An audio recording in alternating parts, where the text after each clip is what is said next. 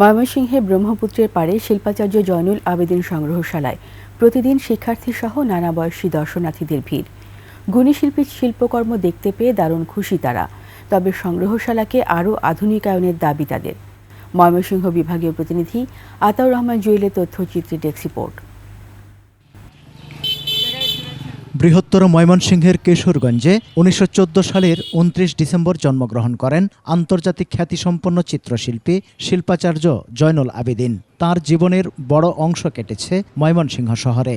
ব্রহ্মপুত্র নদের সাথে এই চিত্রশিল্পীর সম্পর্ক গভীর, যা তার সৃষ্টিকর্ম থেকে সহজেই বোঝা যায়। লিলি হালাল বিউটি সোপ, বিএসটিআই কর্তৃক সনদপ্রাপ্ত দেশের প্রথম হালাল বিউটি সোপ, দীপ্তিময় উজ্জ্বল ত্বকের জন্য। শিল্পাচার্যের এসব সৃষ্টিকর্ম নিয়ে ব্রহ্মপুত্রের কোল ঘেঁষে নির্মাণ করা হয় জয়নুল আবেদিন সংগ্রহশালা।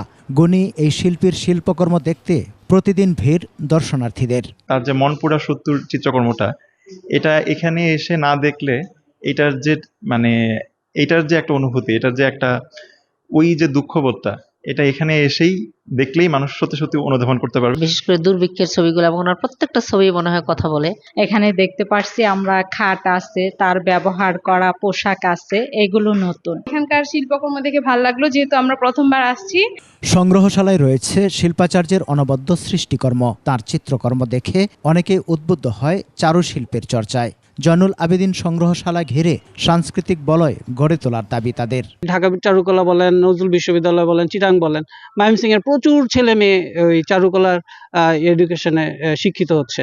এইটা তো হচ্ছে জয়নুলেরই অবদান। শিল্পী জয়নুল আবেদিনের ব্যবহার করা নানা জিনিসপত্রের সংযোজন ঘটেছে এখানে। সুযোগ সুবিধা আরও বাড়ানোর কথা জানান সংগ্রহশালার এই কর্মকর্তা। শিল্পের যতগুলো অংশ আছে সেগুলো ওর চর্চা এখানে হবে।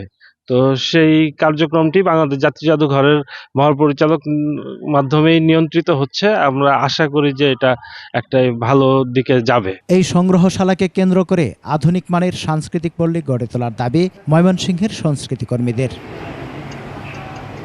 সমর ইসলাম, ডেস্ক রিপোর্ট, ২১ টেলিভিশন।